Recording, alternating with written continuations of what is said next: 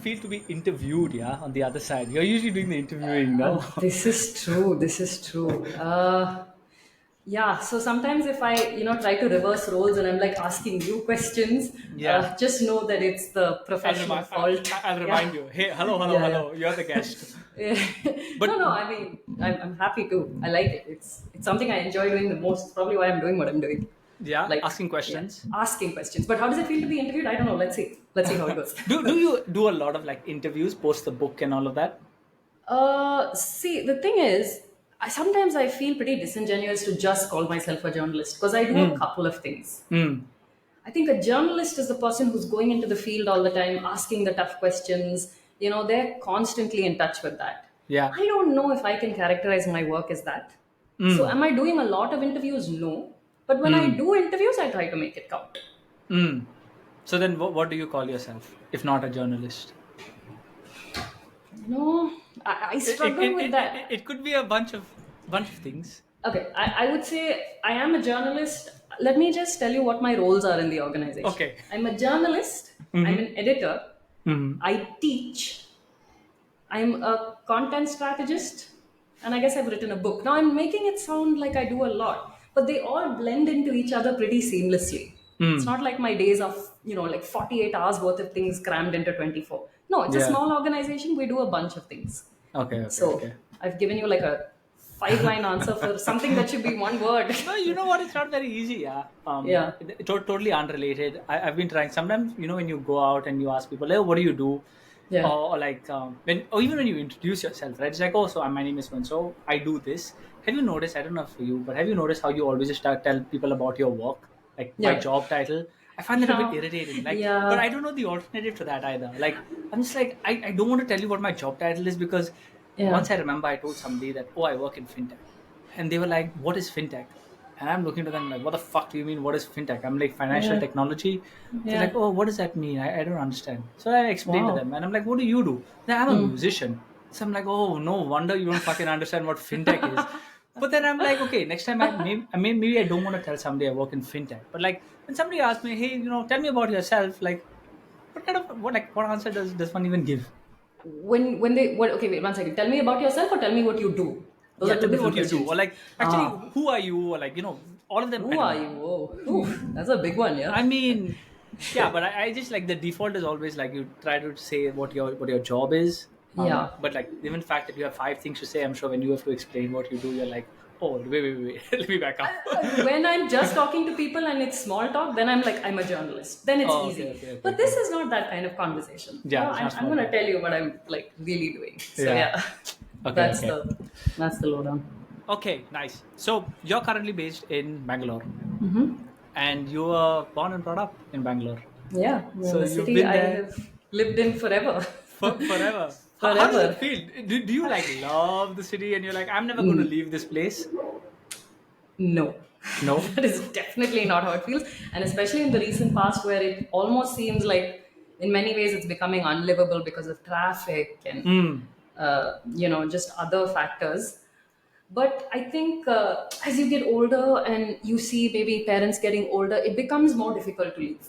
Yeah. It becomes more difficult to be like I've surpassed the early 20s or mid 20s where you can just pack a bag and up and go. I feel Correct. like that's not so much of an easy decision for me anymore. But Hmm. would I like to live somewhere else and do I want to do that in my life? Yes, definitely. Hmm. Definitely. I hope that happens. Do you have a dream, like a dream city? If you could just No. wish. No. No, I don't have a dream city. I really don't. Like I just want to go someplace where it isn't so crowded, it isn't so chaotic. Hmm. Um, yeah, and I like to have like a social life, and I like balance, and I like some amount of comfort. I don't Hmm. know which place will offer me this, but I don't have like a this city or a that city. No, Got it. Got it. it's not. That's You not you mine. said you said parents getting old is like one of the factors keeping you back. Is that the main driver? I think it would be. I think it would be the main driver. Like it's, and I feel like maybe once you hit your 30s, you just see them get older faster, almost. Yeah. And that's kind of difficult. It's really difficult to, even though they're healthy and they're moving around and it's fine. But if I had to rewind the clock, these are people who I used to see do things so quickly and like just be so Yeah. fit and so agile, and that's just not the same anymore. And I worry that if I'm not here and if I'm a 12-hour flight away, what would that mean? Would I be able to handle it? Yeah. And it's not the best way to approach a situation, because there will be regrets later on in life. Hmm. But for right now, this is the battle I've picked, and Hmm. yeah. But you being there like on a day to day, does that, can you see that it helps that you are around, or is just more of peace of mind that you are around? Peace of mind. Peace of mind, Hmm. because when I go off, like sometimes I'll go for weeks or months or whatever it is, and they're fine, they're Yeah. perfectly okay. But I think that it's proximity and peace of mind for me, which, as you can tell, is clearly a me problem. Hmm. And that's something to work on. But Yeah. you No, I know don't know if it's just a me problem, but I can tell you a fact that that's something which is on my mind too, yeah, and like a your lot folks of are other in people. Goa.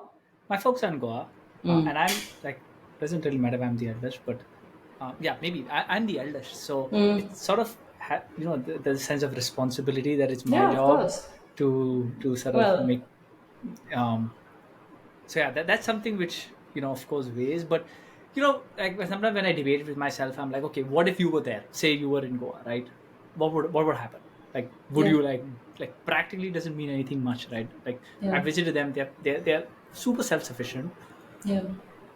but still it's just like, but you're right, every time you go back you can like visibly see that, You oh can my see god, it. it's getting old. Yeah, I know, and it's so difficult because you're just like, I don't want to actually face this. I don't want to deal with it. Yeah. But you know, if they don't think about it, we Don't think about worry far it. more than we should, and we suffer far more than we should in our heads than in Yeah. reality. So don't. Mm. It's not. Do you and like other people who maybe from childhood in Bangalore who are still there, do you like talk about this? Oh, parents are getting old. My closest friends have the same trajectory Yeah. as me.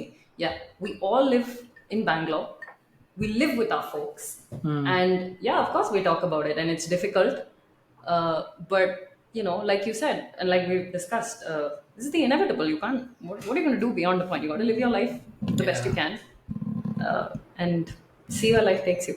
Yeah, I guess we're just all trying to avoid that sense of guilt, which you may be like, oh shit, you were not there when you were supposed to be there.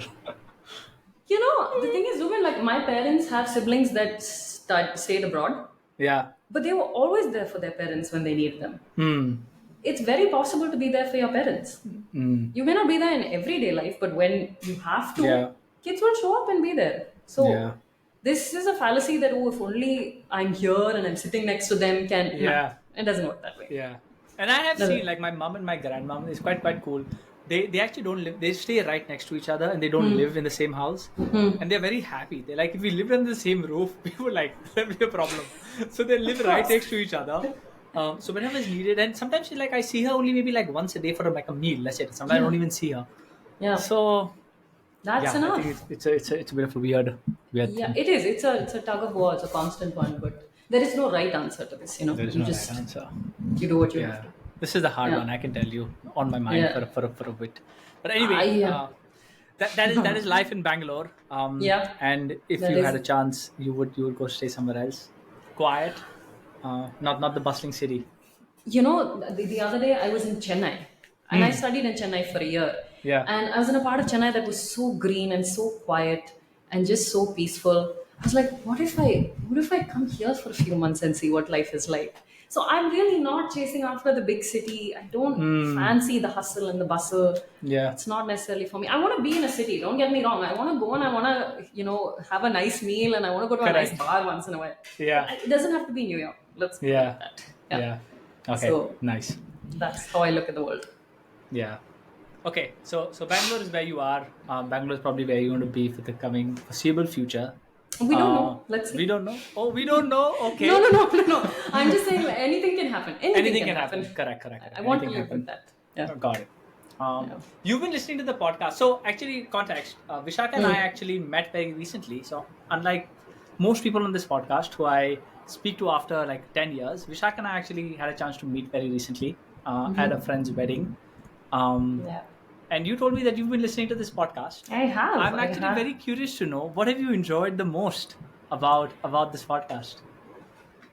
First of all, it was just great to see that, like, oh, you can actually know what these people are up to, and not in that clinical LinkedIn way or Instagram way where they're projecting, we're all projecting various aspects of life. Because, like right now, we spoke about certain uncomfortable things, and you're able to do that with different people, Yeah. right? And I think that it's nice to hear what people are doing, but also tap into a certain amount of vulnerability. Yeah. And people have been very honest on some of those episodes. That surprises me sometimes.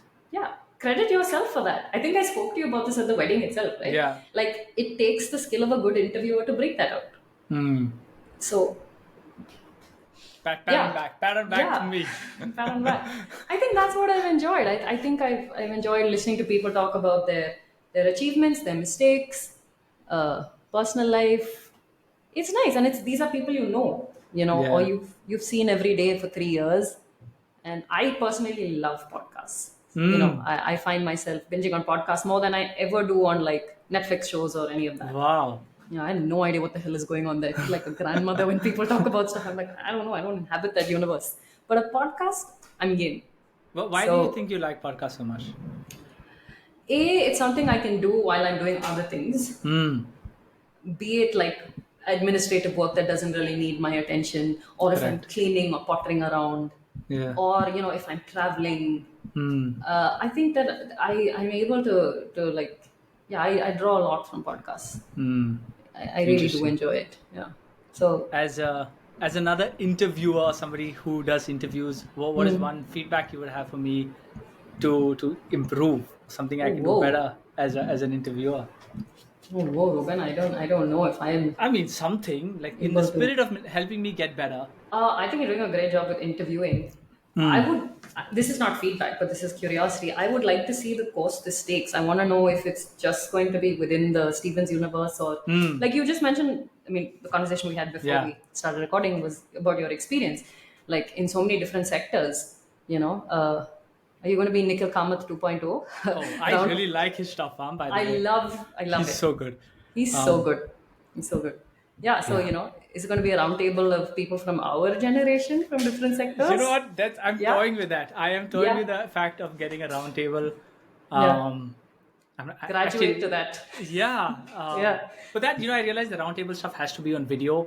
I don't think Yeah. roundtable just audio would make a lot of sense, So and that that's the just next means step. a lot of work. If you know any video editor, please hook them up to me. I hate this editing stuff, but Just yesterday, I was speaking to somebody who knows Nikhil Kamath's video editor. So, oh, that is gonna. You better subscribe. I mean, not subscribe. Better click that buy me a coffee link and send me some money if you want to see video just podcast. round up the funds and we can get you the best in the game. Yes, please So, give me the yeah. funds and I'll get you the best. Yeah. Okay, Yeah. but I I will come back to you on feedback. You have to give me some feedback. Okay, let's think about this. I right now I don't have any, and I'm not Okay, being polite. we'll come back. Yeah. We'll come back to So, it. okay. Sure. Okay, so for people who do not know what Vishaka has been up to in the last decade, here's a quick rundown. So Vishaka and I went to university together from 2010 to 2013. This was in Delhi. Right after graduating, you went to study journalism at the Asian School of Journalism. Is that it? College of Journalism. Asian College of Journalism. Yeah. You then essentially worked at CNN for a while. You then worked at Reuters for a while, and then most recently you've been at PARI, which is the People's Action Archive of Rural People India. Archive. I have so many notes for your conversation. Which Sorry, is why I I'm guess missing my out. yeah. People's Archive Rural India. of People's Archive of Rural India. I can It's a read it now. mouthful. I can't blame you. PARI, but PARI is a nice acronym. PARI is a nice acronym, yeah. And it's not a forced acronym. People's Archive of Rural India sort of makes a logical sense. Yeah. Where you've been doing a bunch of stuff, as you just mentioned when we started. You've been teaching, you've been doing some amount of journalism. You wrote a book for kids, which is pretty exciting. On your LinkedIn, it said you were a radio jockey for a while.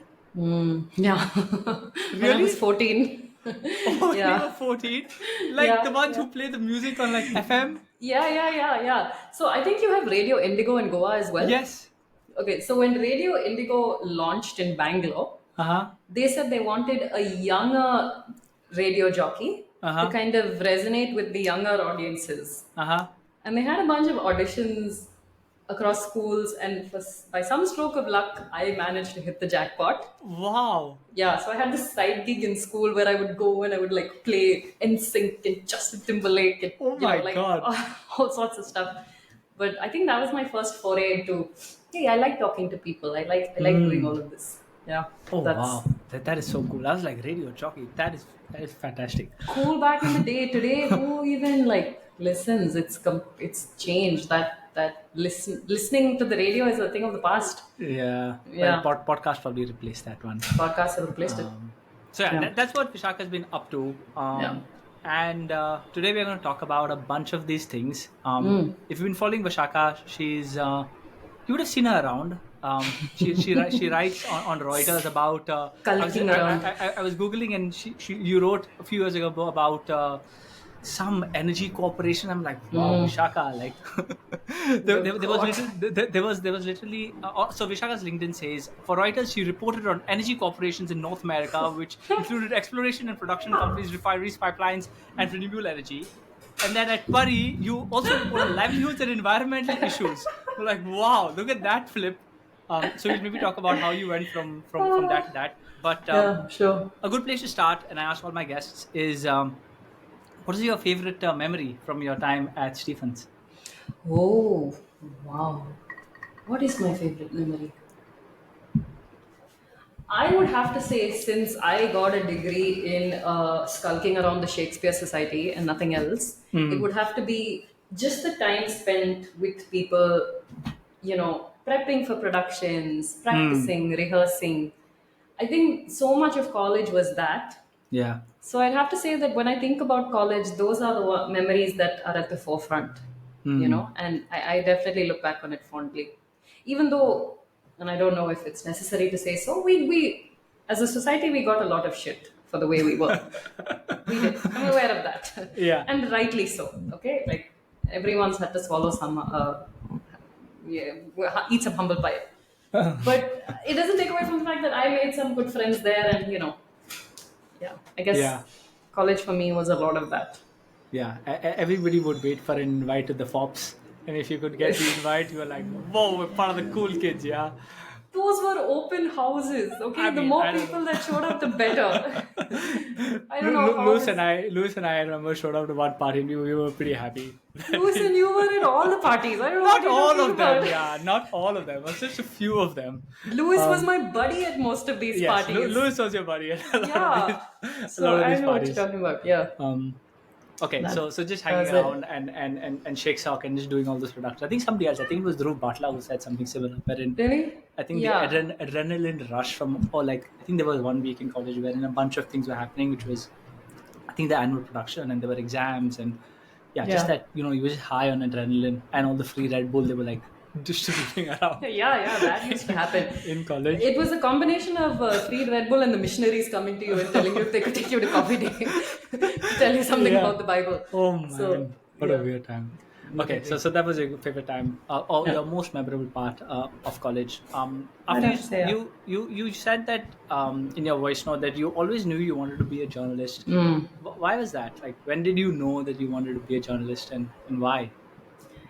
I was very enamored by the journalists of, the rock star era, like the NDTV journalists Mm. who were Barkada. prominent. Barka for a bit, like Oh, for a Srinivasa bit. Jain, Nidhi Razdan, Mm. all of these people, I quite enjoyed watching them and listening to them.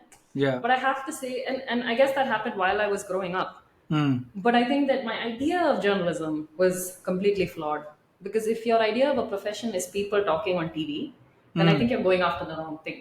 And I realized that a Mm. little late in the day, that I was perhaps a bit of a glory hog, Mm. and I maybe wanted to be a journalist to just be on camera. Mm. But when I was in a newsroom and when saw what stories looked like when they went on TV and how you have to perhaps do so many things just for that 5 seconds on camera, I was like, this is not it for me. Paint that picture to me. Like, what was happening when there was this story, and you're looking at this, and you're like, "What the fuck?"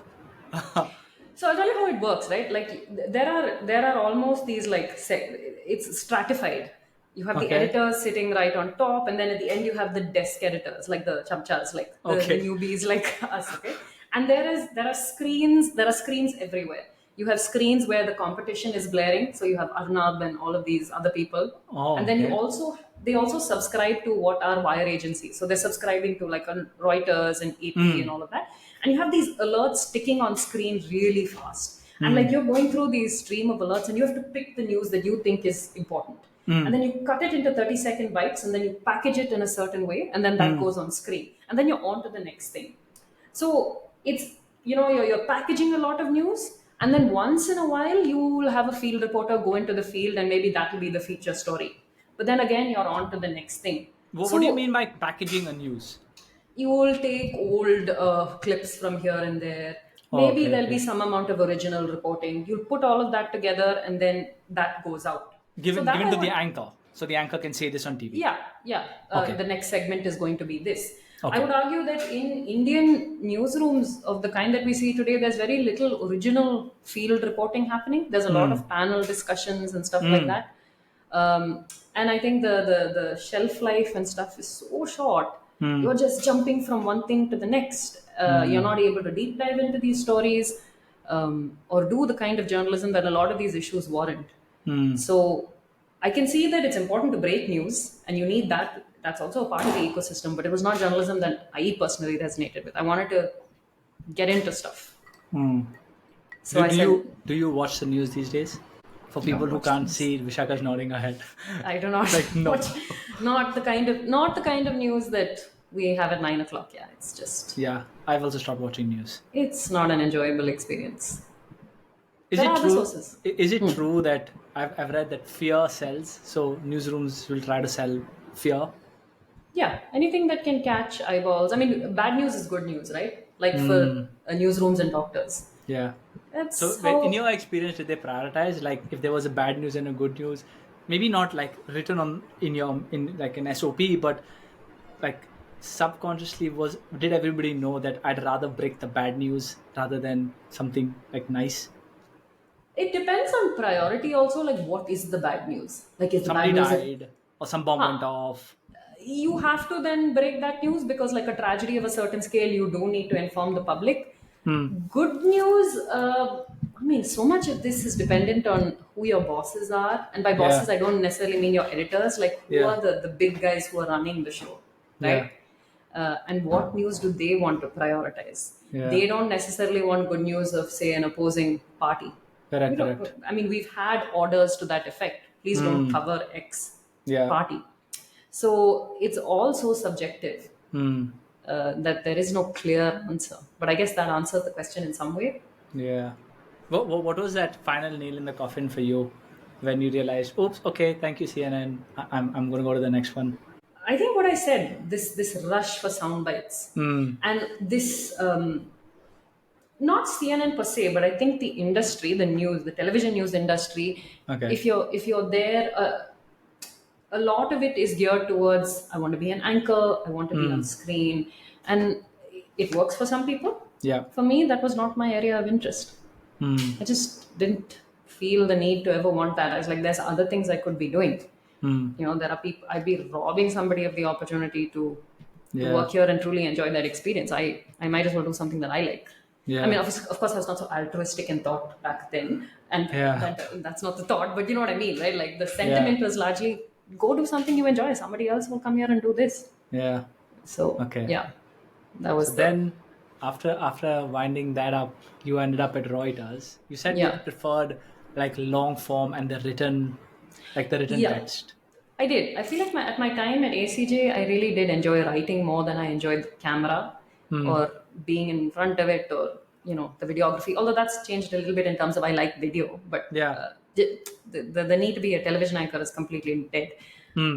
Yeah, I enjoyed writing, so I was like, oh, okay, I can do this for Reuters. Hmm. It's this really old, established media house, Yeah. and I went and I became a business correspondent. So not necessarily the writing that I wanted to do, but you got to Yeah. start somewhere, Hmm. and that's why I was reporting on North American oil and gas energy corporations. you know, Did you know that going in that you're going to be not writing at it? all. Not at all. I had no idea I would have to sit and pay attention to Exxon and Chevron and all of these guys. I didn't, but you learn. I guess Yeah. you have You were to. at Reuters for 3 years, 4 years 3 years. almost. 3 years. Yeah, that Got was it. quite a while there, and it was good. It's foundational in that, like, Yeah. they tell you exactly how to write and what you prioritize, and Hmm. being a journalist is not about being biased or putting out a lot of Yeah. adjectives in your copy. And I think these are like foundational truths that not truths but necessities that a lot of journalists don't have, which is Hmm. why you see such colorful reportage today. Yeah. It's so I think that that's where it helped me significantly. Like I could cut the fluff from, the fact. Hmm. You said in your note that you did feel some sense of professional dissidence, Yeah, I did. wherein you, I mean, it's Exxon and refinery, so I'm not surprised. But you eventually Yeah. decided to leave and join PARI. But I'm curious to know, when you were at Reuters, like, as a job, was it like, apart from, I don't really care that much about oil refineries in the US, but financially, from an organization, was Yeah. it like financially rewarding? Did you feel that you were valued, respected, recognized in the company? Like, were all of these being checked, and then there was this, thing which was still open, or was none of them being checked, and you're like, nothing is happening, so I might as well just move?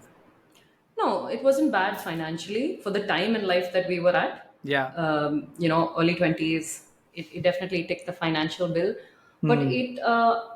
it does structurally it does resemble. I mean, it is a big company. It is almost Yeah. run like a corporation, and Yeah. we know how those are run, and we know like how the stuff that management necessitates and all of that. Yeah. So it sometimes it can be great, especially like the high of doing a story a certain way and Yeah. like speaking to different people. But to answer your question, it was a 50-50. And I think that 50/50. like, yeah, you could have, okay, you have the name, you have the money, which is pretty good. But I think I was young enough to be like, I am chasing something else at this point. I want to feel like content at work. Yeah. Today we can debate about what that means, but back then you want Hmm. it. You want it, and you're going to go after it, which is kind Yeah. of what I did. So that was the dissonance. It was like, oh, okay, I have this thing that is fairly good to me, but I Yeah. still don't feel that professional connection, or what, call it what you want. So it's like, how do I chase after that now? Where do I go? And That then was the. where are we right now on that? I want to say that for the last, I've been with Pari for like 6 years. Yeah. I don't think I could have been with an organization for this long if I didn't enjoy the work. Hmm. It it's been work that I look forward to doing, Hmm. and for that I'm pretty grateful. Hmm. Yeah. Yeah. The reason So I asked that is, I think, maybe not in your early or mid 20s, but I think very soon, I think your second job or your third job, you usually end up in a place wherein, the basics are like ticked off. It's financially rewarding. Sometimes you're just like, why are they paying me so much? um and I wish journalists had that problem. Why are they paying me so much? Yeah. um and then, like, from a pure recognition, and do you have like status in the organization, it checks up all the bills, right? Yes. And I feel a lot of people in their maybe late 20s, early 30s are in that spot right now. Like, sometimes I feel like in that spot. Yeah. I don't feel why they're paying me so much. Let's make that clear. If my boss is listening to this, you're not paying me that much. uh, but and then, Yeah. I always wonder, like, some people just stay stuck there for the rest of their life, um, Yeah. and some people, pull the plug, and they're like, oh no, we Yeah. gotta do something else. I think if the other stuff is not checked, then I would say it's a relatively easier decision. You're like, I'm doing stuff which I don't really care about. They're not even like, compensating me well enough. So, why am I here, right? But maybe Yeah. that Then gets it's a an bit easy harder. out. Yeah, it's an Yeah. easier decision. So, yeah, I always like, I'm curious for people who sort of make this big shift from more like larger and structured organizations to like something which is like, I was looking, but you guys run on donations, so I'm assuming that it's not, you're not rolling in cash, At or all. maybe maybe you are, I don't know. Not at all. But It's a tough life when you are running an organization that's not trying to take money from advertisers or mm, big corporations and stuff like that, because you want to produce a certain kind of journalism. correct. As you would imagine, in this climate, it is not easy. Yeah. So Yeah. yeah, it's always like a hard call, and especially as time progresses, you get used to a certain like level of comfort of life, Yeah. and you enjoy the nice things. So Yeah. yeah, it's very interesting to see people who pull the plug. Um, Yeah. I mean, the thing is like, and I have to say this about Pari, not to say that anybody's listening or whatever, but I know that there are people who do follow Pari. Um, just because we do run on donations and stuff like that, it doesn't mean that don't take care of the employees pretty well. Yeah. That has been something that they've done and they've ensured. Hmm. So I can't complain on that front. I think that like I didn't regress on that front. Yeah. But is it a cash cow? And can you know, like have these big dreams of millions and stuff like that? Obviously not. Yeah. So yeah, that's the Interesting. yeah. How much do you say it takes to run PARI every In a year? year, Like, a if you couple had to of put, I crore. was I was reading like the fellowship program cost you like 80 lakhs a year, Yeah, yeah. but like how much does it cost you to run PARI?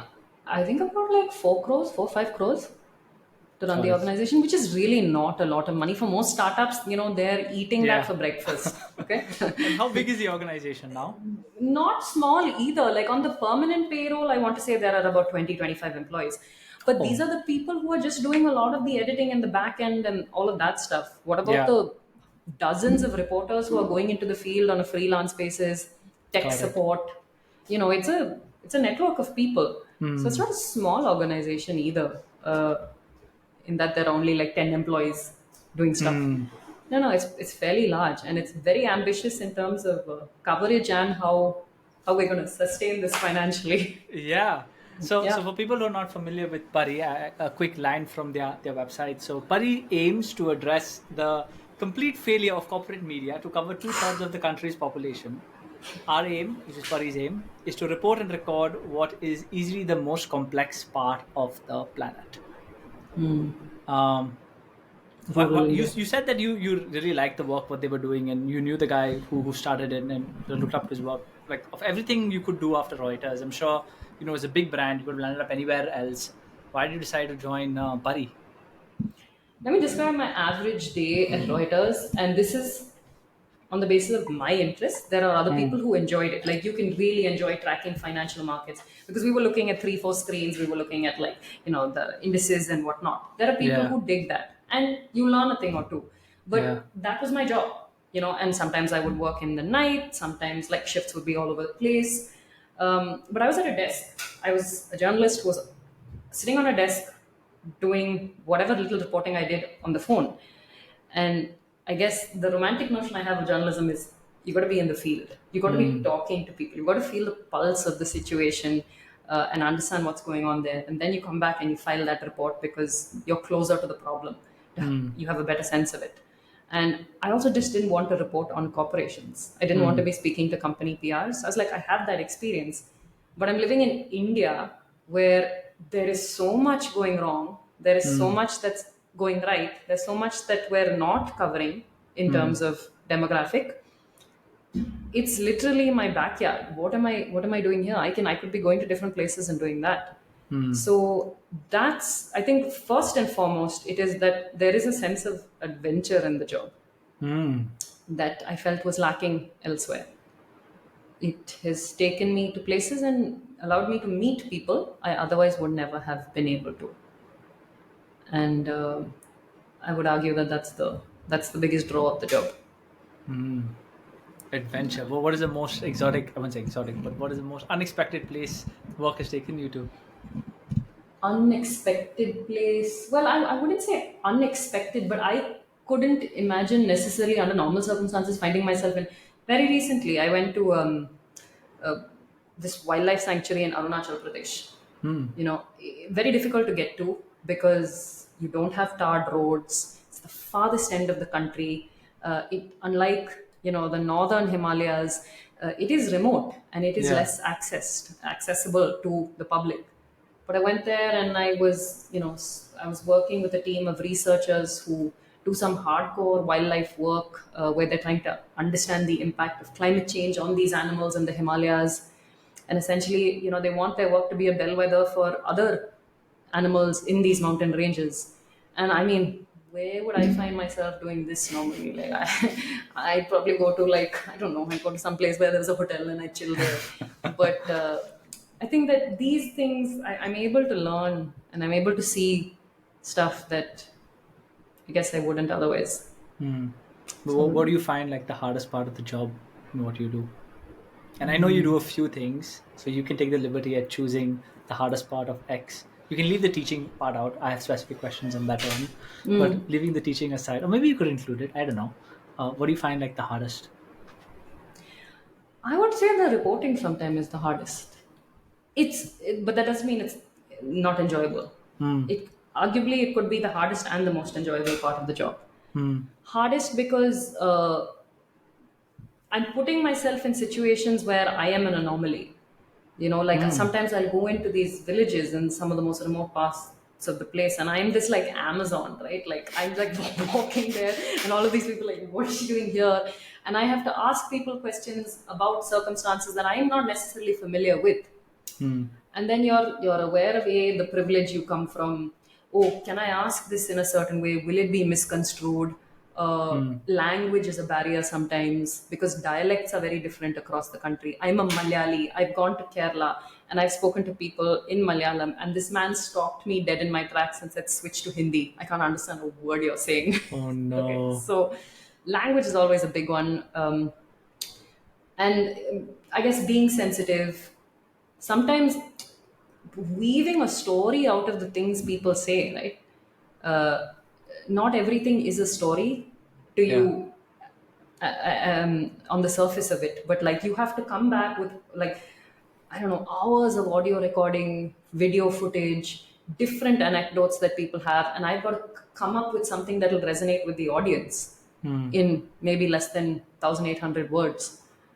So those can be the challenge. That is, I would argue, maybe the Hmm. toughest, but it's also the most challenging part of the job. It's like a rewarding part of the job because I Hmm. learn so much in the process. And then the Yeah. editor will like hammer you for, doing things a certain way, and they'll restructure everything. So it's like a total, it's a never ending learning curve. Hmm. Yeah. And what have you like? What have you learned maybe recently that has helped you make it a bit less difficult?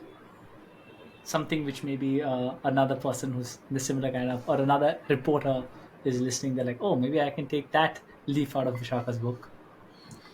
I should be taking leaves out of other people's books, but um, Well, only if they've written one. ooh. Sorry, that is Ladies and so gentlemen, bad. no, it's good. No, but I'm constantly, which is why I like what you're doing, and I'm able to kind of connect with this podcast because I think that being able to hold a conversation with a person, whether it's a casual conversation on a podcast or whether Hmm. it's an interview where you're asking them about the most challenging parts of their life, Yeah. the end goal is that you want them to be comfortable Hmm. and you want them to trust you in a way where they are okay to give you this information. Yeah. And sometimes when you are thrust into a situation where with a limited amount of time, it is difficult to have all of that happen in half an hour. Correct.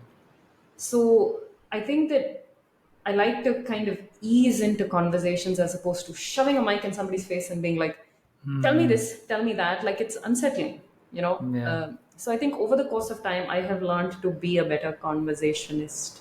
Hmm. And maybe that has helped me, I suppose. It's as simple as that, I feel. Like you have to be, and you have to listen. Yeah. I think that's an underrated and an undervalued skill in life. Yeah. Just being able to listen well. So I think that two things I'm trying to improve at. Hmm. What I think. Interesting. Yeah, I agree. I think it's quite simple just to listen to somebody, but much easier said than done. Yeah, and people I feel like are always listening to respond Correct. as opposed to taking in what somebody has to say, Yeah. uh, which I think is necessary. Not just at the job, yeah, but like in life. Yeah. We're so quick to want to kind of hear our own voices. Hmm. Yeah, I just wish that all of us listen better, myself included. Like, Hmm. listen more and better. You said in your voice note, and I think on another podcast, that the PARI experience has taught you a lot about India, like a very different version of India. But more importantly, it has taught you something about yourself. What has PARI taught you about yourself? Whoa, I said that, did I? You did. No, I mean, I'm sure it's an ongoing like realization. What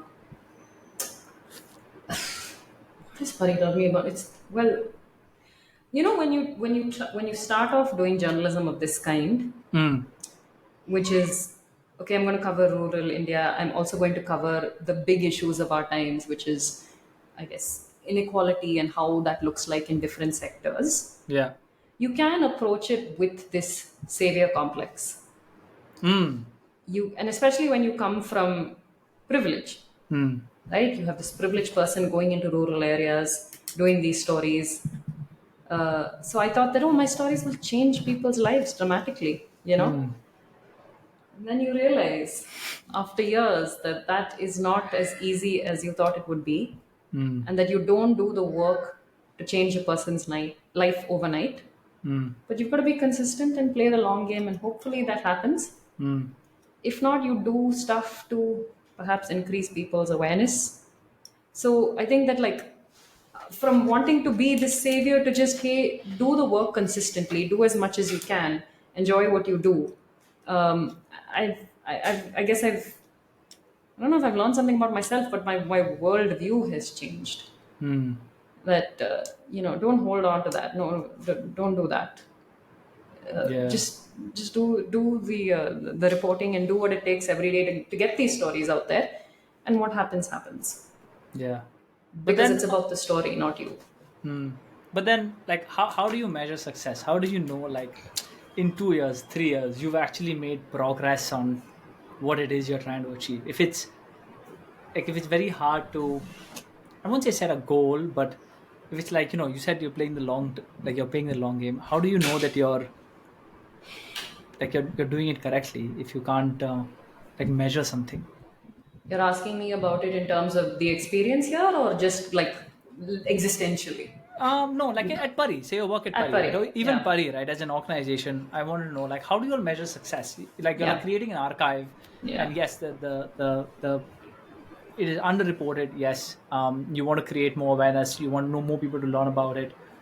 But like, how do you know that you are doing, like, you're moving closer towards that end goal of yours? Because things like this are so big. Like, you want, like, for example, your book, right? You want to increase awareness on HIV, right? It's so big, and it's unlike, I don't know if any, like, you would be able to measure something in, say, the next 5, 6, 7 years, right? Which basically sometimes means there's very, like, it's hard to keep yourself motivated to keep at it, right? So I'm curious to know for you, like, how do you think about this stuff? Yeah. Well, I'm not going to speak on behalf of the organization, but I'll speak on how I view things. Mm. I consider small wins as big wins, Mm. especially in the nature of this kind of work. Mm. So, like, let's even take the book for example. Yeah. When I wrote this, I really had no idea what would come of it. It's like, Yeah. I'm not an author. I've never tried my hand at something like this. Yeah. But if I received, in totality, let's say 5 good reviews Yeah. that said that people were moved by it, for Mm. me, that's a win because I Yeah. never even thought that this would be read. Yeah. Now, if we're talking about Pari, like when you talk about an end goal to rural Yeah. journalism, there is not one. There is no Mm. end goal, right? It's just work that you do every day. Mm. I'm not trying to change how many ever billion people think, Yeah. but it makes a difference to me that maybe 100 people at the end of the day think differently as a result of the story. And I'm not just saying this in sort of la-di-da fashion. We see that on socials. We see that when people write to us. Yeah. We see numbers growing in terms of following. And one thing we've managed to sort of do with our social media is we've created a channel for help that comes from readers to these people. So we facilitate a lot of that help.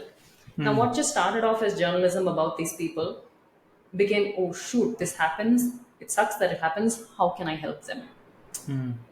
So increasingly, we see a lot of help coming from readers to these people.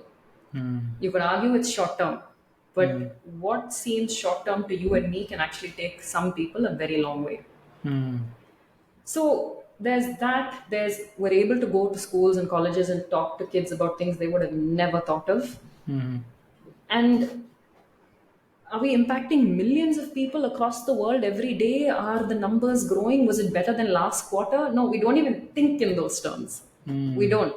But there is a lot of qualitative feedback that comes back saying, hey, we appreciate the work. Mm. It is changing perception and perspective.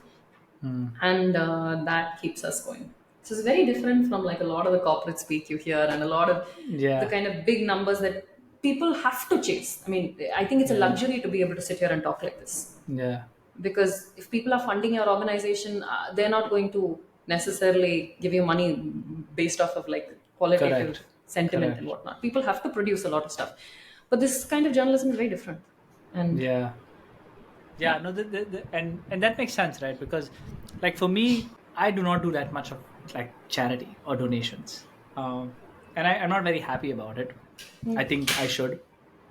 I'm fortunate to, sometimes may have been dealt a better set of cards than others, and whatever, right? I can do it, but what I do not like, or what maybe is a burden or a barricade, is like this NGO world, and I'm making big, Okay. massive air quotes. Well, Is sometimes it's just like, oh man, like it's just a. Sometimes I just feel it's a bad, like it's not the best use of funds. It's a very inefficient way of deploying stuff.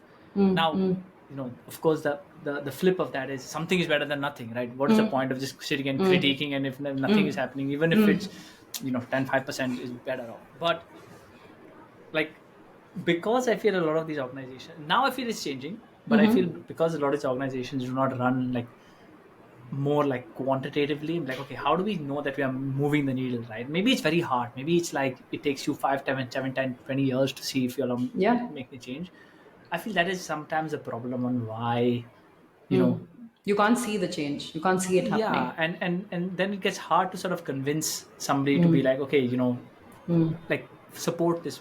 Now, Yeah. maybe I really like respect and value you, and I, by nature of that, I might say, okay, because I respect Vishaka, respect her, she's giving her time, energy, to this organization, they're probably doing something well, so maybe, that's the excuse I will give myself.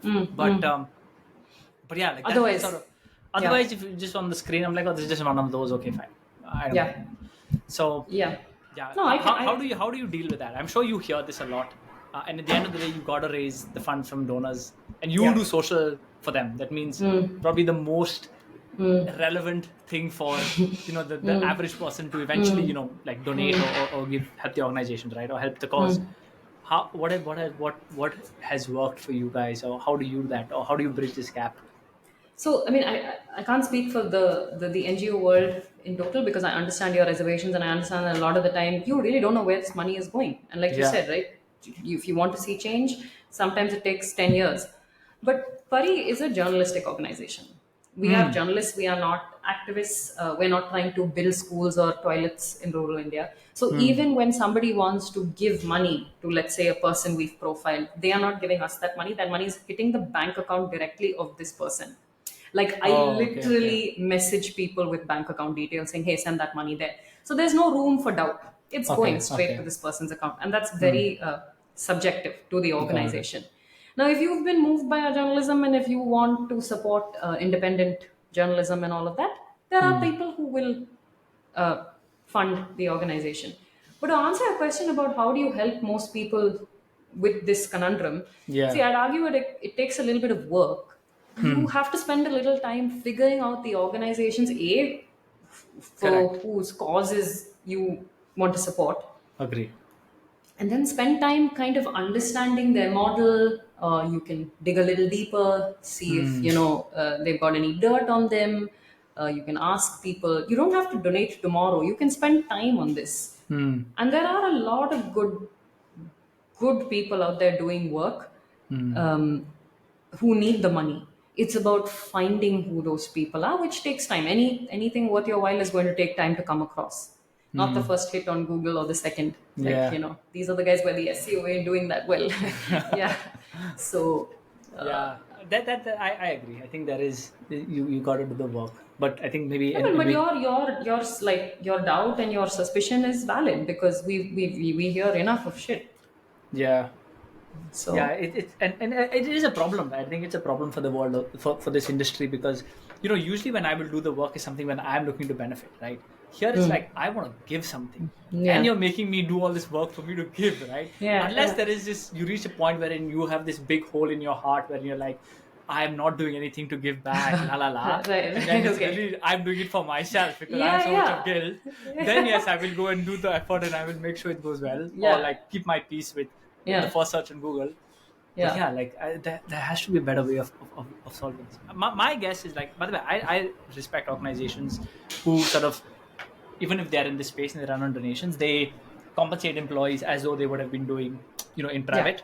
yeah. Singapore's, I think, a great example, where like government, people who work in the government are the best paid. You get paid more when you work in Yeah, government as compared to private, and that results in a lot of benefits, right? yeah. So, Yes. um, anyway, a bit of a rant, and a side conversation. I don't get to No, no, speak no. to people It's in your so. space every day, so But then again, like, I don't want to belabor the point, but you don't even have to do it online. You don't even have to look for these organizations online. There's enough stuff that's also happening around you yeah, where you could, like, I guess, be more hands on with how you help and maybe yeah, track what that progress looks like. yeah, Sometimes I think that that's perhaps the better way to go about this stuff, where you're at ease, you see the progress in front of you.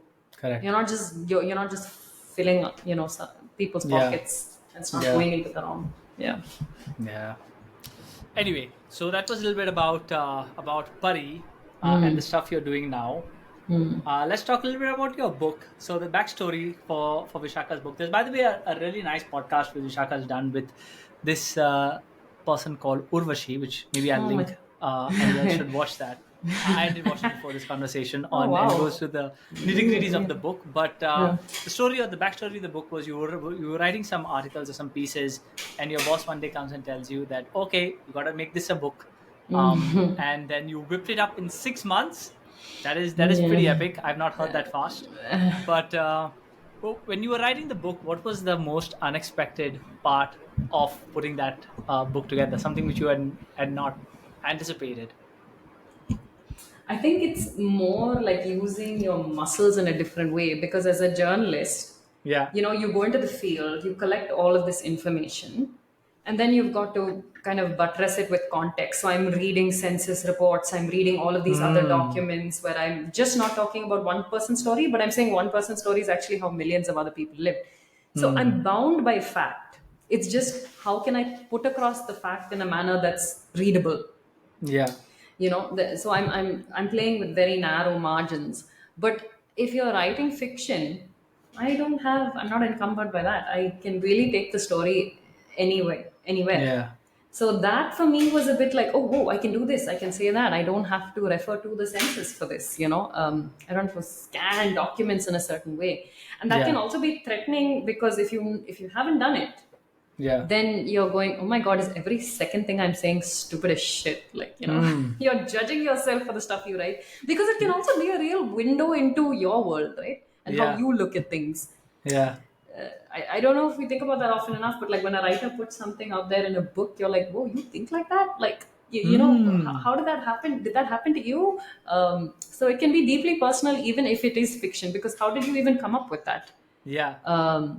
So I guess these would be the big Hmm. ones for me. And But this is there the are, first time. This was the first time you written fiction. yeah, yeah, yeah. I never experimented with fiction, but it wasn't completely fiction because it was based off a story that I did. So I had like Yeah. this skeletal framework of it, Yeah. but I mean, I could still I created that. So yeah, it was fun and scary, Wow. and a bunch of other things. But yeah, The book that is was called House of Uncommons. yeah. Did you come up with that name? I think my editor came up with that name when I was writing the original story, Hmm.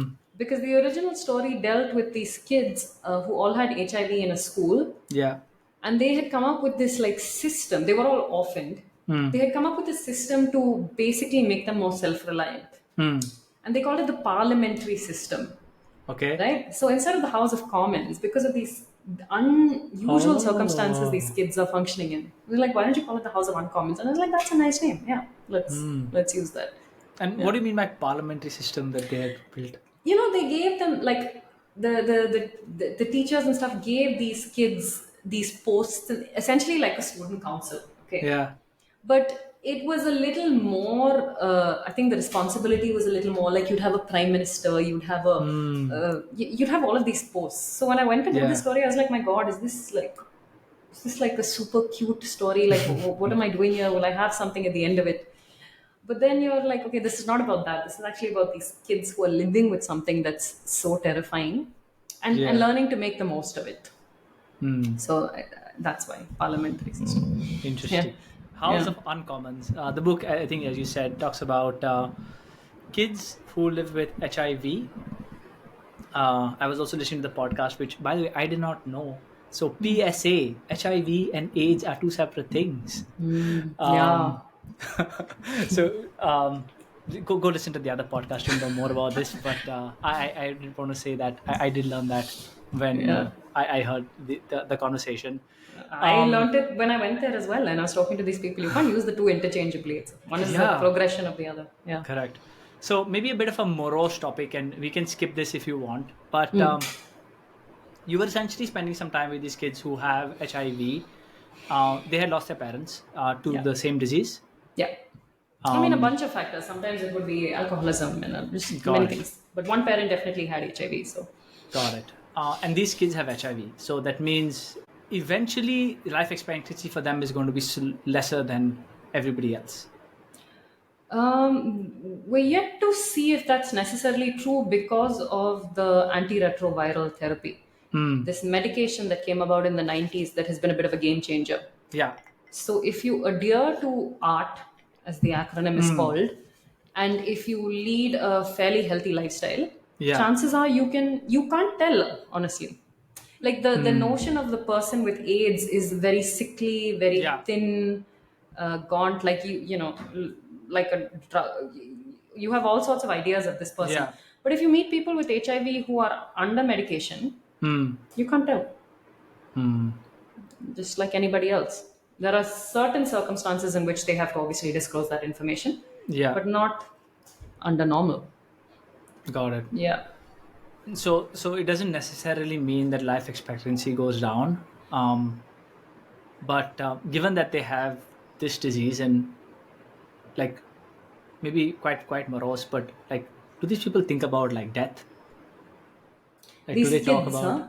these kids? Do they like talk about death, or are they like, do they think about it? Not so much for themselves because they're so young. And I think that when you're that young, you have I lost you, Reuben? No, no, I'm Oh, here. you're I'm here. just Okay, no, listening. because sometimes it gets a bit like the frame freezes. Okay. They didn't speak about their own death. I don't think they've come to terms with that because they're fairly healthy in Hmm. that life is not too jarring. But they've obviously had these horrifying experiences when it comes to their parents, Yeah. and and it happened to them when they were very young, Hmm. young enough where like they didn't even understand what death was. Yeah. I remember this one boy telling me that he lost his mother when he was very young, and he saw her being carried. I mean, this is yeah, so it's not pleasant listening, but Hmm. he saw her being carried, and he asked his grandmother when she was coming back. Hmm. He's and like I think in rural areas there's a custom to beat the drums, and there is a sort of Yeah. celebration of the life that was. He thought it was a party. you know Hmm. he was enjoying himself until he realized what this actually meant. Hmm. So I had a couple of those conversations about what it was like to lose parents at that age, Hmm. and those are the things that sit with them. But I don't think they're necessarily thinking about their mortality. Hmm. I think when you're that young, at least it didn't come up. Hmm. It, it doesn't really hit you. There's a stigma. There's stigma, and they're very afraid for people to know that they have this Yeah. problem, because then they'll be discriminated. Hmm. But not so much death.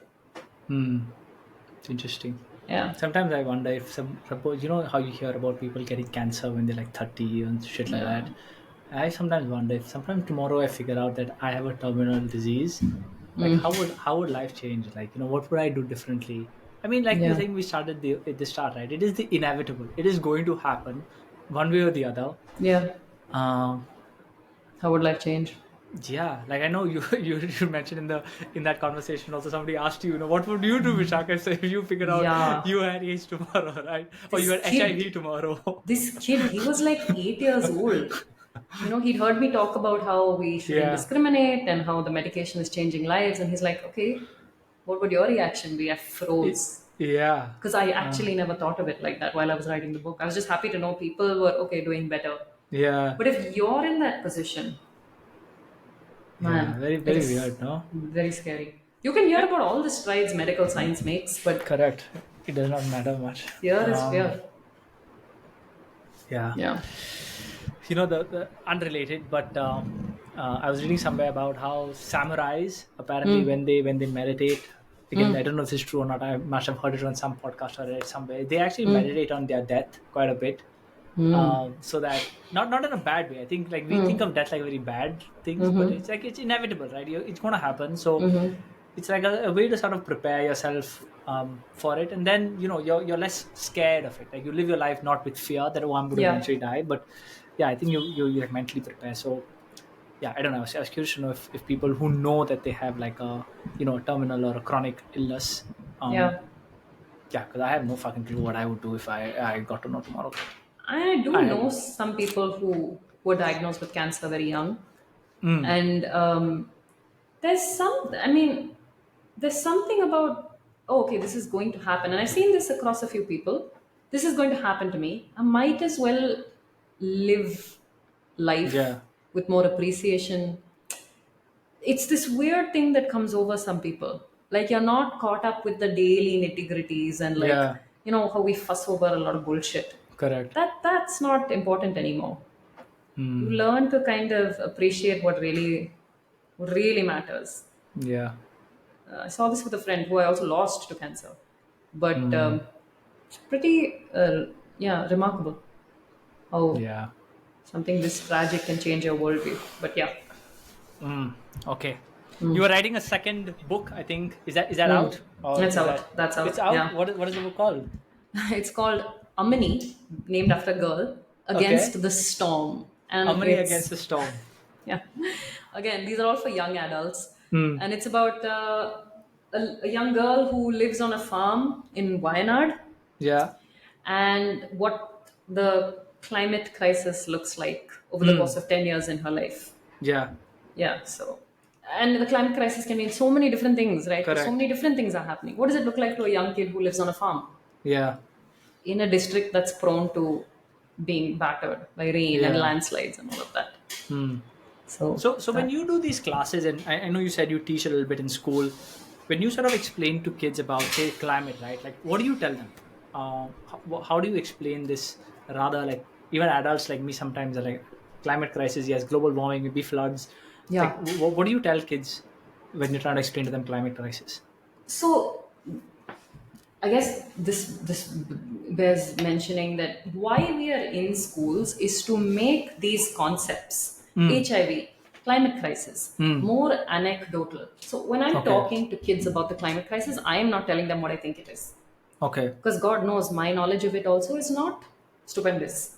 Yeah. It is based off of my reporting with people who are on the front lines of this crisis: Hmm. farmers, fisher folk, pastoral nomads, people who are actually dealing with the earth and nature Yeah. every day. And we've reported on many stories from across the country where farmers are talking about how things have changed so dramatically, with Yeah.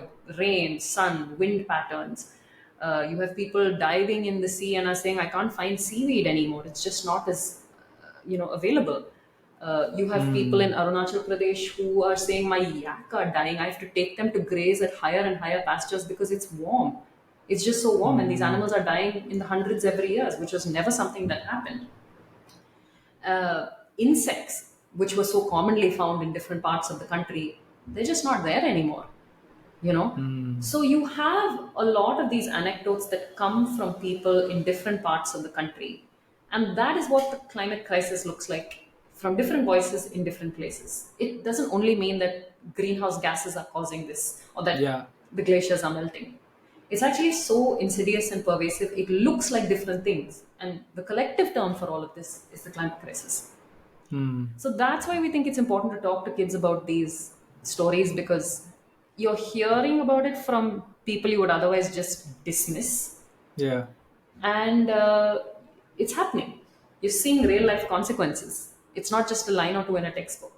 So I'm just a conveyor almost. I'm just bringing these stories to them and I'm just maybe adding some context here and there. But I'm not explaining it like a scientist. I'm the journalist.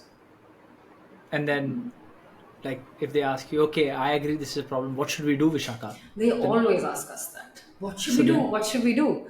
And I don't have a single answer. But in my capacity, what I tell people to do is you have to, sitting in a classroom as a 15-year-old, just for now, read more. Okay? Read more. Equip yourself with more knowledge. And over time, the answer may come to you.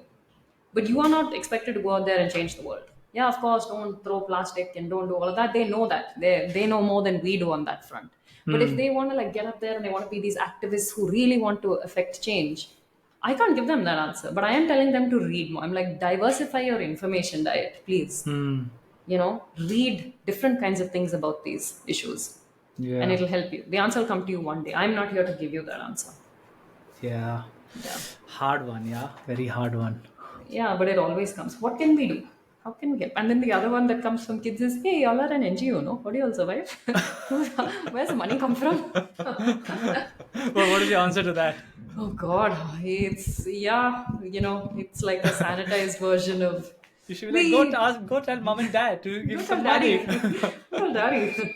Yeah, Yeah, that's but the on this one, I think a very interesting example, which my mom sort of made me realize is, when we were kids, we would every Diwali we would draw posters, say no to crackers, say yeah, no to crackers, yes, yeah, and when I was slightly older, I was like, what a fucking waste of time. Like, to sit and draw banners as though anybody was listening to say no to crackers.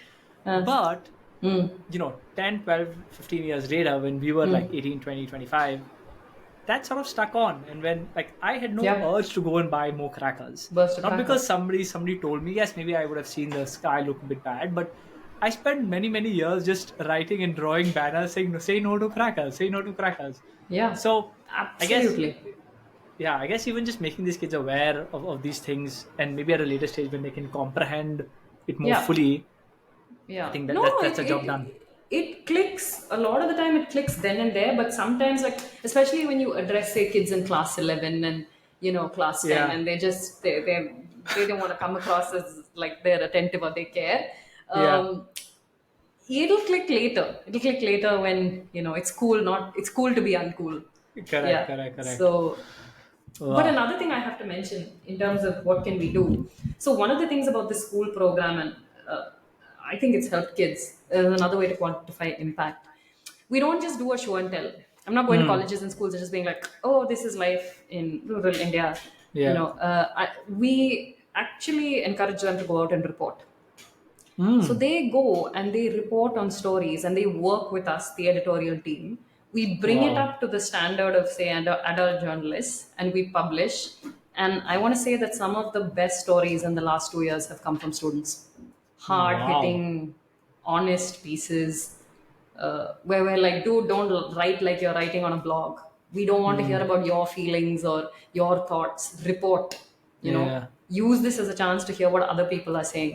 Yeah. So that is an exciting thing for them to do, and obviously they learn a lot. And these are like 11th, 10th, 11th standard kids or younger. It can start from grade 5 and it goes up to PhD students. But with the grade 5 students, they'll do such cute things. Like they'll go, and these are kids from rural schools in Odisha. They'll go to like the local village heart that Hmm. happens once every week, and they will document everything people sell, from Hmm. ducks to spices to brooms and this and that. And Hmm. I remember this one exercise, these kids were compiling what a heart looks like, a village heart, and how the Yeah. village comes together. And then one of these kids asked a lady, he was like, hey, do you like coming here? She's like, of course I like coming here. You can buy everything here except for your mother and father, So they are able to get these quotes and things like that. That's just so sweet. Yeah. And the readers really enjoy it. So, Wow. yeah, it's quite sweet. That's pretty cool. Okay. Um, over the last decade, Vishaka, I know Mm. you mentioned one about the savior complex stuff, but apart from that, have you had any big or even small shifts in belief? And by that I mean, something you believe very strongly, maybe in your early 20s, but now you've taken like a 180-degree shift on that belief. I know you're gonna hit me with big guns, Reuben.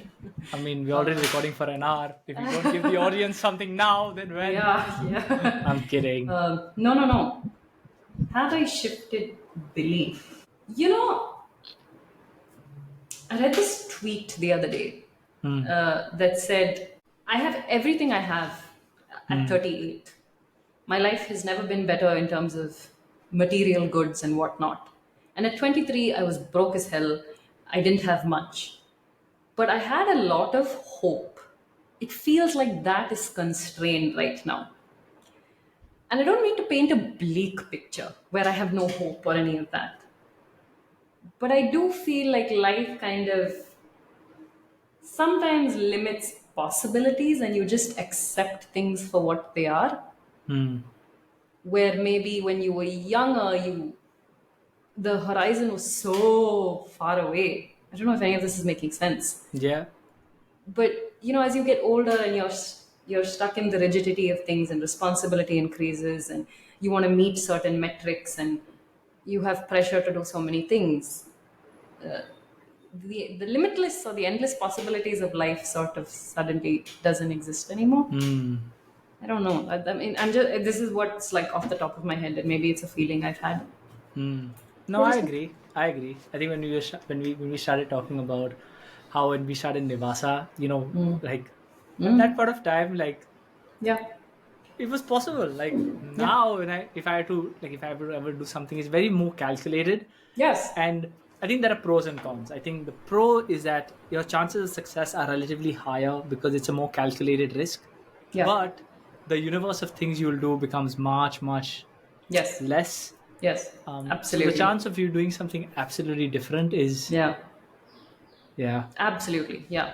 And I also think the other thing would be by virtue of work and just growing up and whatnot, you see how important it is to be born into a certain social group and the advantage that has and how networked you are and where you study. I think Hmm. just the importance of the network and Hmm. how easy you're able to access this network, how it dictates the Hmm. course of your life. Hmm. I think that that's become, I mean, you hear of all of these things, but like the idea that merit is true only up to a certain extent becomes clearer and clearer with every passing day. Hmm. So, I think that for me is another. Yeah, I've heard you say this a few times that India is not a meritocracy, or I like, don't, which place is? I don't know. why do you say that? Because meritocracy would imply that everything everyone has is purely on the basis of one's merit, or one reaches a place in life purely on the basis of what they've been able to do. Yeah. But your starting point looks very different from the starting point of somebody who is, let's say, born to a landless Yeah. laborer. Yeah. And it is not for want of intellect that hasn't pushed this person forward. It is the lack of opportunity, which some Hmm. people will never be able to access. And obviously, it looks very dire when you're a landless laborer. But even if you're middle class and you're living in a certain section of society and you have access to only so many jobs, Hmm. there are other places that won't even consider you, Yeah. right? You cannot. Versus if you're born into a certain family and you have these connections and you've had the luxury of going to schools and postgrad schools and whatnot, Hmm. the doors will look very different and they will open for you Hmm. also. So, yeah. Interesting. I have some thoughts on that, but maybe they're a No, bit no, shit, tell me now. too Do too you, do too you think rad- that's different? too radical for the pod. Oh, Yeah, maybe oh okay. no, I'll go on a limb and say this. This whole notion of I think it says in the American Constitution, all men are equal.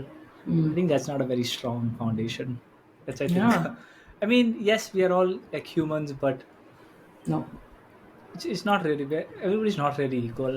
yeah. And again, maybe to pull it, and again, I don't think it's But what right, you're but saying is fact. yeah, it is a fact. Everybody's not equal, right? It's not. And the quicker you accept that, I think the better it is.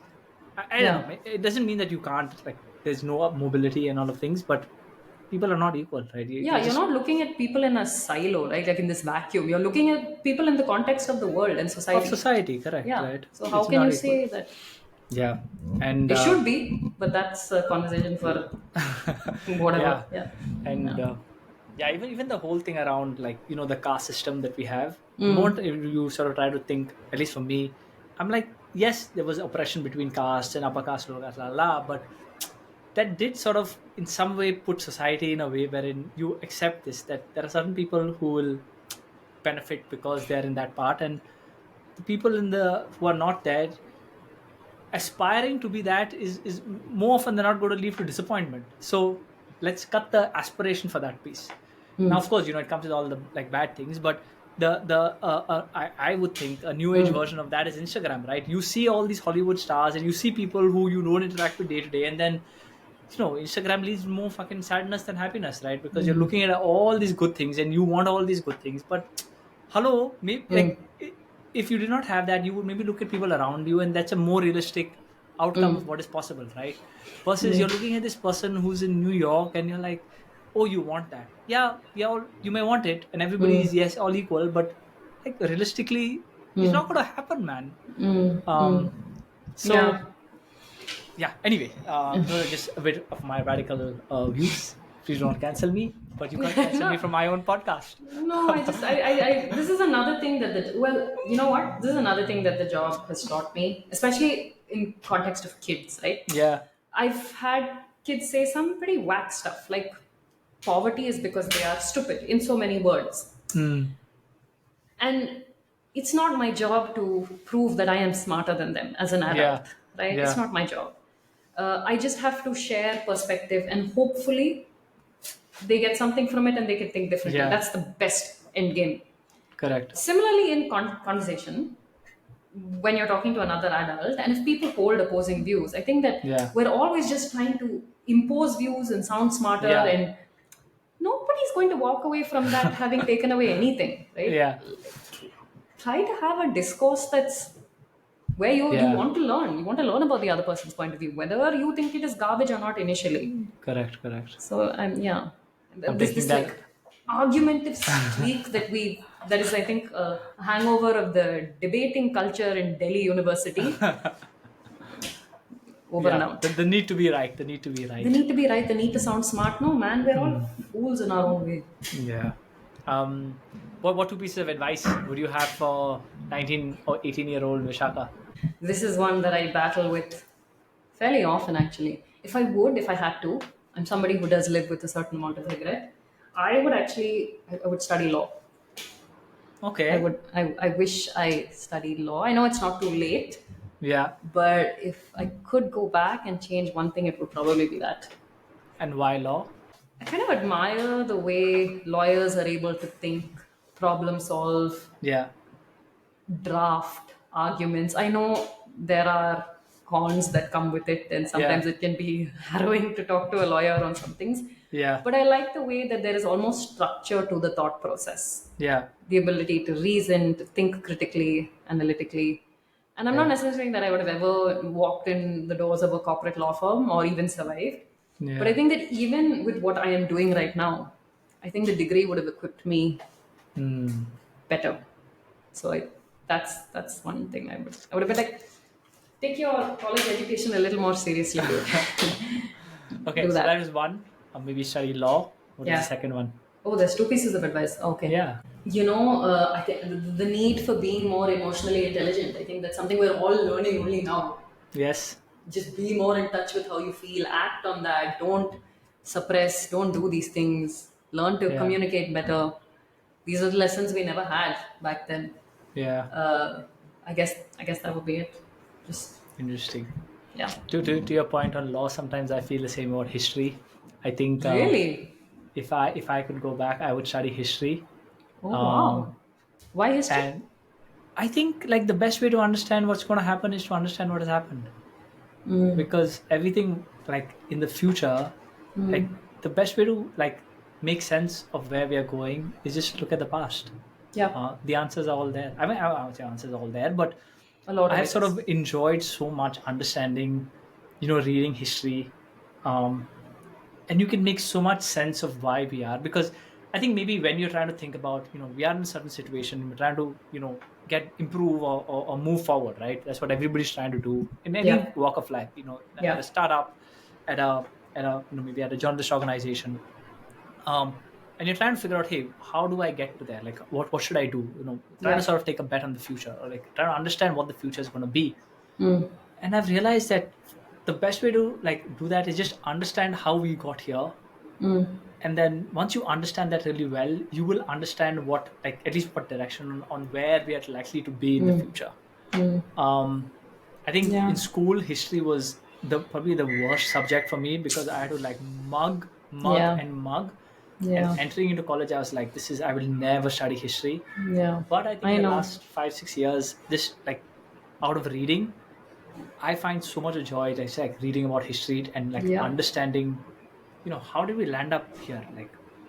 I agree. And that's sort of, I think, at least for me, like when I think about the future, I always be like, okay, what topic am I thinking about the future? Like, for example, money, right? I think Mm-hmm. about, okay, what is money going to be in the future? This whole thing Mm. on Bitcoin and stuff like that. Mm. The way to you like understand that is not about understanding Bitcoin and any of that shit. Be like, okay, Mm. how did we land up today Yeah. where these paper notes are called money, right? How Yeah. did we land up here? It was not like this since the start of time.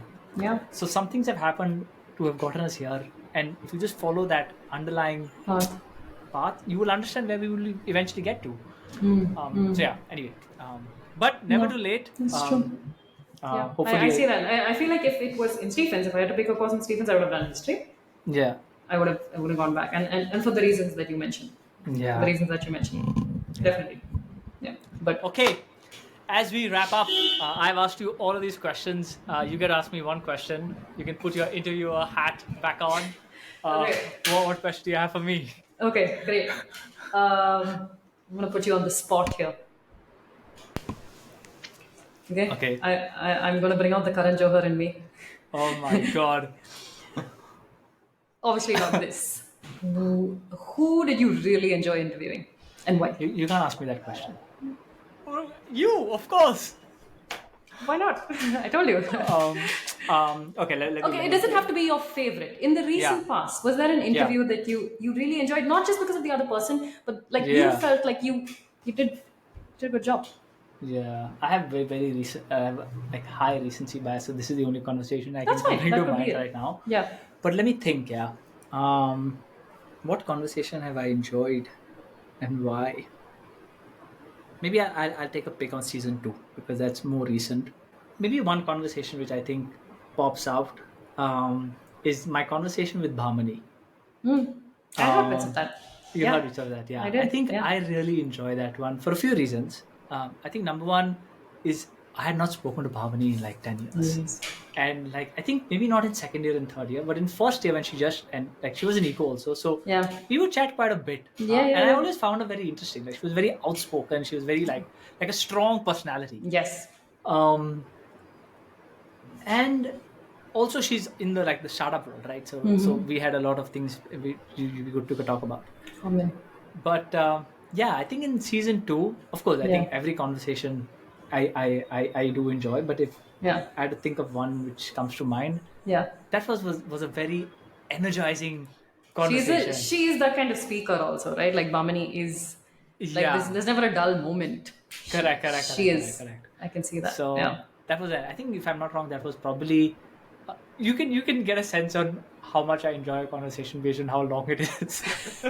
So the ones which are like 90 minutes are like, oof. I mean, it's not enjoy, but sometimes No. there is like a and it's I think by chance. Sometimes you hit a Yeah. topic which, Yes. oh wow, this is a fun topic for both of us. Sometimes Yeah. maybe it doesn't hit. Right? It's like a hit or miss, Yeah. right? I don't know. It's not Yeah. it's not any sign, but Yeah, no, that's what. It has yeah, nothing to do with the speaker as much as what hit a note with you, what correct. Like what resonated with resonate? you.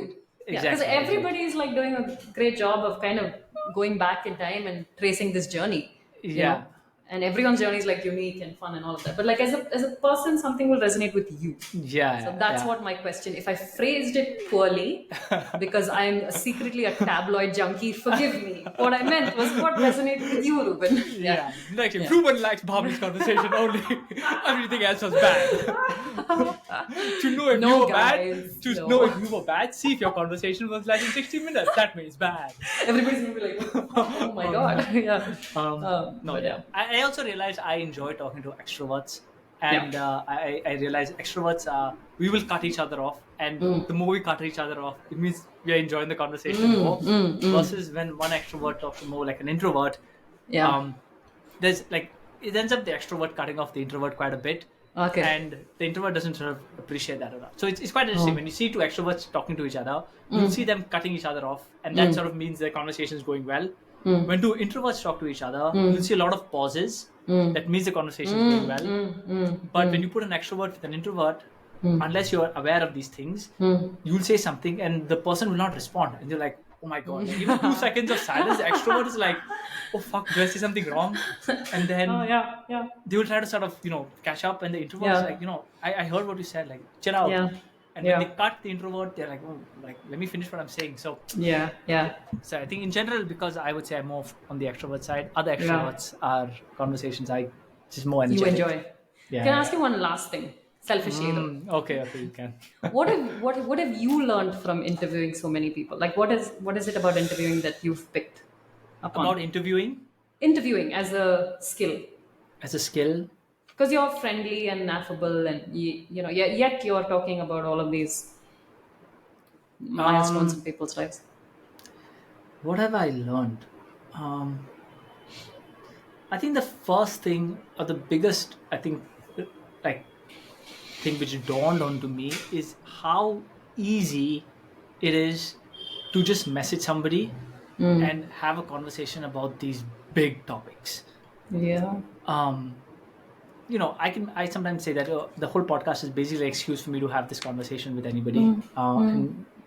But even for the other person, right? Reuben's podcast is not like, oh my god, you're going to be in fucking TV, right?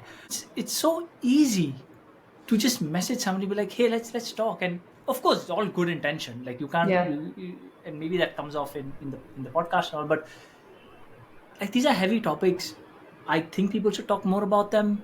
People do not. But it's actually not that hard. So I'm like, why don't we? Like, I think all of us mentally would just be healthier if we could just talk to somebody about, like, think for example, parents getting old, right? I'm sure every person who listens to this podcast, you're in the age group of 28 to like 35. That's what my stats tell me. Unless you were had super early, your parents are getting old. And you can see it visually, right? And it's a stressor. I won't say it's a stressor, oh my god, but it's something which is on your mind, right? Talk to somebody about it. Do I do it? No, I don't. But we did a little bit in the start. But Now you will, hopefully. That's sort of been my big thing. And on the skill, I think just try to listen. Like, people really value somebody who's just listening. Yes. To listen. Absolutely. It's a big so I one. think those are two things I would say I took away. Nice. It's nice to hear. Okay.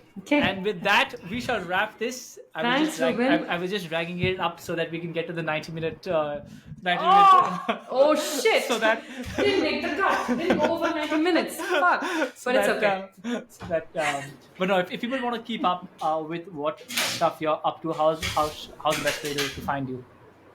The best way to find me? I guess Instagram. I mean, like, you mean professionally or just generally in life? I mean, whatever. Anything. It's the same thing. Instagram, I suppose. Instagram.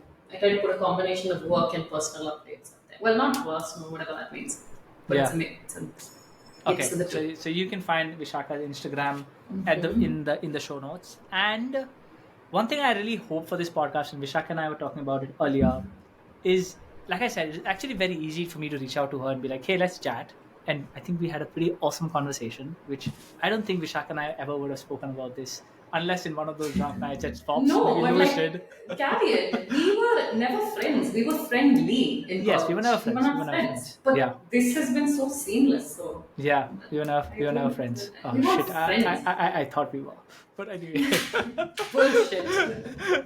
Do you remember that you and I did a play together? What? Which play did we do? There was one where I was just holding my own. Yes, with the other Reuben. Correct, with the other Reuben. Who is also in Singapore. Do you know what? Somebody told me he's in Singapore, and I don't. Yes. I just recently found out. I need to track it down. If you have his number, can you? I have his number. I'll send you his number. Yeah. But yes, I was just holding a lamp, and I had to say 2 lines. That was my first and only Shake Sock Oh my production. god! Yeah, that was But a cute play. yeah, it was directed by Tarani Mahajan. I think she was No, it acting in was it. directed by Arushi and Nentara. Harushi and Naintara. Yes, Yes. I Yeah, remember yeah, that one. yeah, yeah, yeah. You were acting in that one too, right? Yes, yes. Yes. I was. So From that. so I thought we were friends. But anyway. Reuben, I know that's BS, but I just want to say we were always very friendly. Yes, we were. Yeah. Okay, so you can find Vishaka in the Instagram. But anyway, what I was saying before we went with this tangent was the reason I have these conversations is so that I reconnect with a lot of people. But more importantly, the reason I put this out as a podcast is for hopefully there's a reason for you to reach out to these people. A lot of my guests, including Vishaka, would really like to reconnect with a lot of people. I really enjoyed it. I'm sure you enjoyed it. I'm sure everybody does. So if you've enjoyed this conversation and any part of it resonated with you or you found interesting, just drop Vishaka a line. I'm sure she'll be very happy. I know people who've been on the podcast before tell me this. Sometimes I meet them and I'm like, oh, what happened after the podcast? And they're like, oh, by the way, I spoke to these people and it was so cool. And I'm like, yes, success. So if you have reached out to people as a result of this podcast, let me know on Instagram. I'd be quite happy. It'd make my day. Sure. But if not, make this the first and reach out to Vishaka. If nothing else, have her pitch you, buddy. In case there wasn't enough of that already in this conversation. Yeah. But yeah. Okay. With that, Thanks, we shall Reuben. wrap this. Thank you so much for making You're doing time. a really good job, and keep at it. Yeah, thank you. Like I said, 1,000 episodes is my goal. Yeah. Thanks. Okay, we are gonna go off the